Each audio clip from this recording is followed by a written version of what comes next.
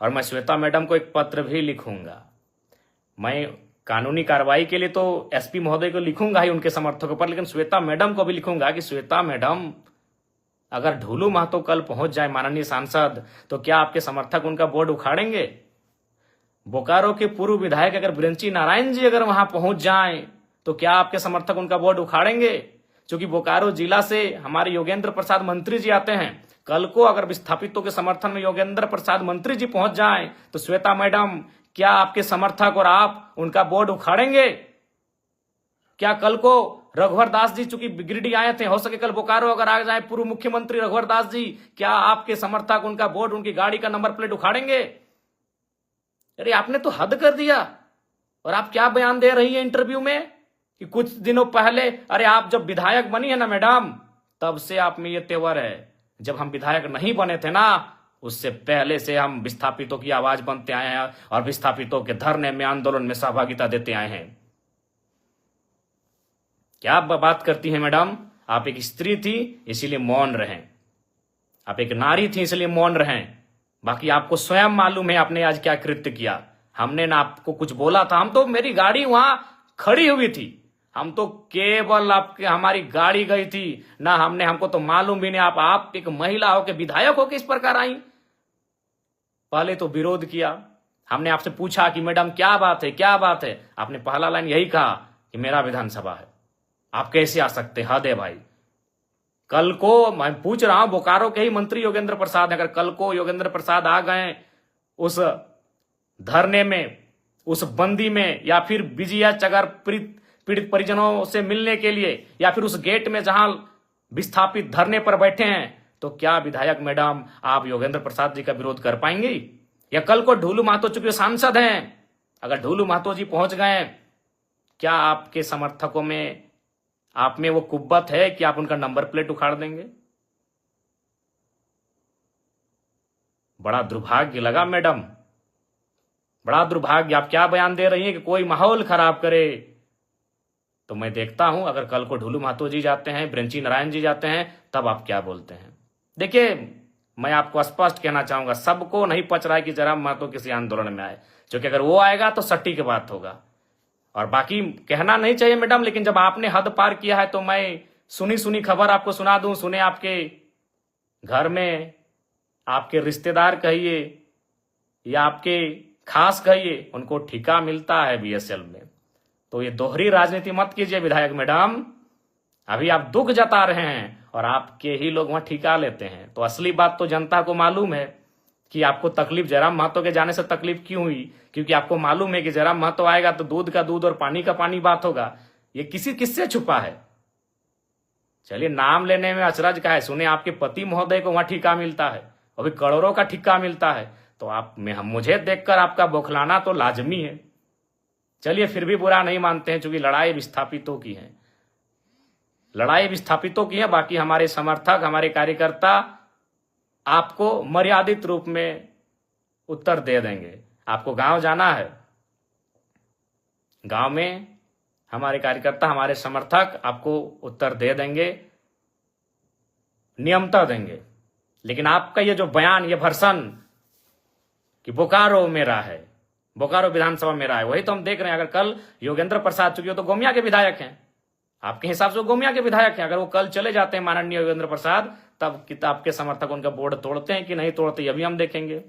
ढोलू महतो जी अगर चले जाते हैं तो आपके समर्थक उनका बोर्ड तोड़ते हैं कि नहीं तोड़ते हैं, हम ये भी देखेंगे। और अगर ब्रंची नारायण पूर्व विधायक बोकारो अगर जाते हैं कल विस्थापितों से मिलने या धरना स्थल पर, तो आपके समर्थक उनका बोर्ड तोड़ते हैं कि नहीं तोड़ते हैं, यह भी हम देखेंगे। ये दुर्भाग्यपूर्ण है, आपकी संकीर्ण सोच को आश्चर्य लग रहा है कि आप इतना संकीर्ण, आपकी सोच कैसे हो गई आज। खैर, सोच आपकी संकीर्ण कैसे हुई, और हमको बिल्कुल स्पष्ट कहेंगे, झारखंड वासियों, विस्थापितों, विधायक मैडम के साथ जितने लोग पीछे खड़े थे, आप करीब से उनको चेक कर लीजिए, वो झारखंडी नहीं थे। विधायक मैडम के पीछे जितने लोग थे, जो बोर्ड हमारी गाड़ी का, चूंकि हम पीछे आ गए, हमारे समर्थक भी हमें घेर लिए थे, हमारे समर्थक नहीं, जो विस्थापित लोग थे धरने की, दादा आप मत जाइए उधर, उसी बीच उन्होंने हमारी गाड़ी को तोड़ फोड़ करना शुरू किया। और हमने पहले ही कह दिया था कि उनको जो करना है करे, वो नारी हैं, हम कुछ नहीं बोलेंगे। बल्कि हमने आपको प्यार से बुलाया कि मैडम बात क्या है, क्यों यह व्यवहार आप कर रही हैं।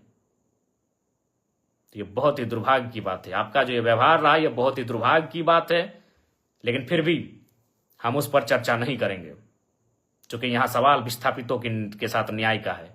बाकी आपको हम एक पत्र लिख रहे हैं, उस पत्र का आशा करते हैं आप उत्तर देंगे। पुनः विस्थापितों आपसे यही कहेंगे कि आप अब तो एकजुट हो जाइए, आप एकजुट हो जाइए। कब तक अलग अलग बैनर में, कब तक अलग अलग नामों से युवा विस्थापित मोर्चा, क्रांति विस्थापित मोर्चा, उलगुलान विस्थापित मोर्चा, किसान विस्थापित मोर्चा, कब तक? अभी समय है, एकजुट हो जाइए। और आप सभी से आग्रह है, और फिर कहेंगे हम तमाम विस्थापितों से आह्वान करेंगे कल बोकारो का जोरदार बंद किया जाए। मैं तमाम विस्थापितों से आह्वान करूंगा, तमाम विस्थापितों से अनुरोध करूंगा, कल बोकारो जोरदार बंद होना चाहिए। जोरदार बोकारो बंद का हम लोग समर्थन करते हैं, और बिल्कुल समर्थन ही नहीं करते हैं, एक कोने में हम भी खड़ा रहेंगे, एक विस्थापित का बेटा बनकर, एक विस्थापित का भाई, एक विस्थापित का सहयोगी बनकर एक कोने में मोर्चा संभाल के हम भी खड़ा रहेंगे। एक नेता की हैसियत से नहीं, एक विधायक की हैसियत से नहीं, एक झारखंडी की हैसियत से हम भी एक कोने में, जहां आप बंद करेंगे वहां हम एक कोने में खड़ा रहेंगे। कल चूंकि हमारा गिरिडीह में उपायुक्त से पूर्व का एक कार्यक्रम है, उपायुक्त और 6 के 6 विधायकों के साथ आधा घंटा का बैठक है। उस बैठक को समाप्त करके हम निस्संदेह बोकारो की धरती में आएंगे। तब तक हमारे जितने भी समर्थक हैं, हमारे जितने भी चाहने वाले हैं, हमारे जितने भी कार्यकर्ता हैं, उन सभी से मेरा आग्रह होगा, बोकारो बंद का जोरदार समर्थन करेंगे, विस्थापितों की आवाज को बुलंद करेंगे, और प्रेम महतो जिनकी बेरहमी से हत्या हुई, इस हत्या नहीं, ये शहादत कहें, उन्होंने विस्थापितों के लिए शहादत देने का कार्य किया है। आज बस आग्रह यही है कि इस बार एकजुट हो जाइए। और छोड़िए विधायक मैडम, सबको मालूम है उनको हमारे नाम से चिड़चिड़ा हुई, हमारे नाम से उनको क्यों तकलीफ हुई, किसी से छुपा नहीं है। क्योंकि हम तो वही पूछ रहे हैं ना भाई, हम दूसरा क्षेत्र का विधायक थे। अरे मैडम, हम जेल कैंप पार्टी के केंद्र अध्यक्ष हैं, 40,000 वोट हमें भी मिला है बोकारो विधानसभा से, इस बात को भूलिए मत। और हम देख रहे हैं ना, कल जा रहे हैं, मंत्री महोदय सुनने जा रहे हैं, योगेंद्र प्रसाद जी, ढुलू महतो जी जाएंगे, देखते हैं आप विरोध करते हैं कि नहीं, देखते हैं भैया, हम भी देखते हैं। बाकी पुनः कहेंगे 64 मौजा 84 गांव, एकजुट हो जाइए। और सीआईएसएफ के जवानों, इतना क्रूर कैसे? भगत सिंह सही कहते थे कि आजादी तो हम अंग्रेजों से ले लेंगे, लेकिन क्या हुआ, आजादी गांव तक जाएगी या अमीरों के हाथों में रह जाएगी?